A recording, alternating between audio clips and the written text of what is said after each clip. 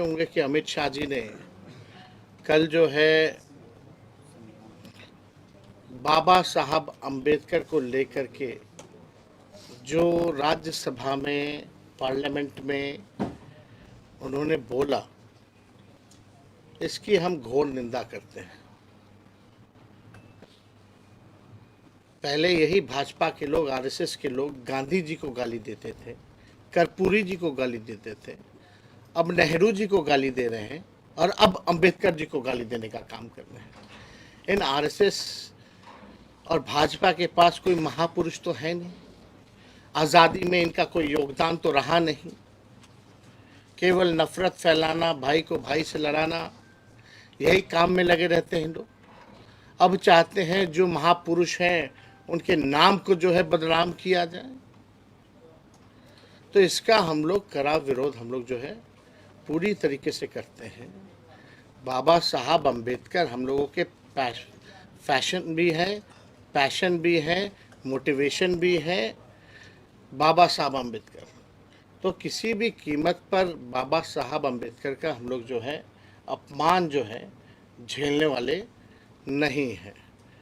और हम सब लोग मिलकर के जो है कल भी हमने ट्वीट करके अपने बात को जो है सभी के सामने जो है हम लोगों ने रखा है। तो भाजपा के लोगों की मानसिकता ये दिखाती है। कल जब अमित शाह जब बोल रहे थे तो उनका बॉडी लैंग्वेज देखिए और भाषा देखिए कि किस प्रकार से बाबा साहब अम्बेडकर को लेकर के उन्होंने वक्तव्य दिया। उन 17 सेकंड में ही बातें स्पष्ट हो जाती हैं कि इन लोगों की मानसिकता क्या है। हम लोग तो कई बार कहते रहे ये लोग संविधान विरोधी लोग हैं। ये पूरी तरीके से ये लोग बाबा साहब अम्बेडकर का जो है नाम को बदनाम करना चाहते हैं।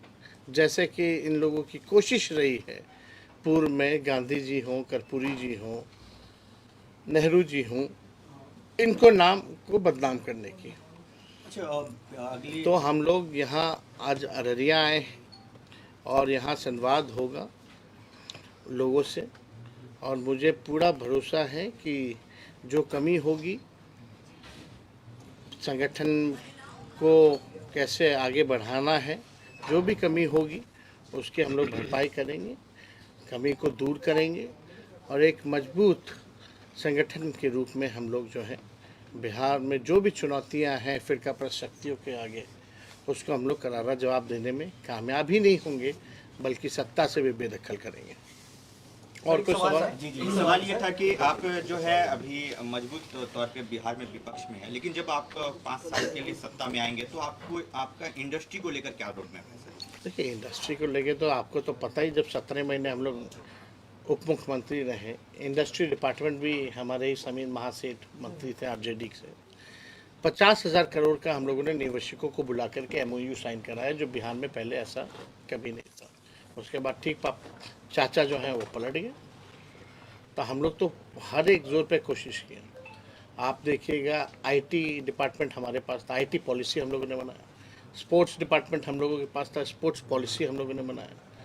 आप देखिएगा, टूरिज़्म मेरे पास ही था, टूरिज़्म पॉलिसी हम लोगों ने बनाया। 20 साल से इन लोगों को पता ही नहीं था कि नौकरी भी देना है, पॉलिसीज़ भी बनानी है।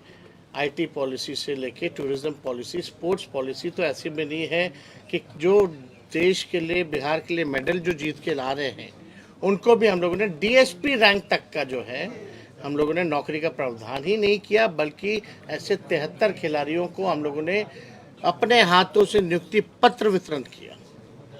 तो जो पढ़ा लिखा उसको भी नौकरी, जो खेला, जो मेडल लाया उसको भी हम लोगों ने नौकरी देने का काम किया। और ख़ास तौर पे जो सीमांचल का जो इलाका है, गरीब इलाका है, हमेशा से जो है यहाँ की मौजूदा सरकार ने जो है नेगलेक्ट करने का काम किया है। अभी पिछले बार ही जब बाढ़ आई थी तो केंद्र सरकार ने क्या मदद की? कहते हैं डबल इंजन की सरकार है, लेकिन कोई पैकेज अगर दिया हो बाढ़ को लेकर के या सीमांचल के विकास को लेकर के, तो उन्होंने कुछ भी नहीं कहा। ये हम लोगों के एजेंडे में ये भी है कि सीमांचल के विकास के लिए जब हम लोगों की सरकार बनेगी तो एक डेवलपमेंट अथॉरिटी का हम लोग जो है गठन करेंगे ताकि सीमांचल के विकास और प्रगति में गति बढ़े, यहाँ के लोग तरक्की करें और सीमांचल का इलाका जो है आगे बढ़े, क्योंकि इस एरिया से ज़्यादातर हम लोग देखते भी हैं पलायन भी बहुत ज़्यादा, गरीबी है, बेरोज़गारी है। तो इन मसलों पर जो है हम लोग जो है सीमांचल को लेकर के हम लोग काम करेंगे, और जैसा अभी जो ग्राउंड रूट के जो हमारे वर्कर हैं जैसा फीडबैक मिलेगा उसके अनुसार, क्योंकि सारे ब्लॉक कोई ऐसा पंचायत नहीं है जिसके लोग ना आए हों, तो सभी जानकारी इकट्ठा करके उस हिसाब से हम लोग आगे बढ़ेंगे। सर एक सवाल है कि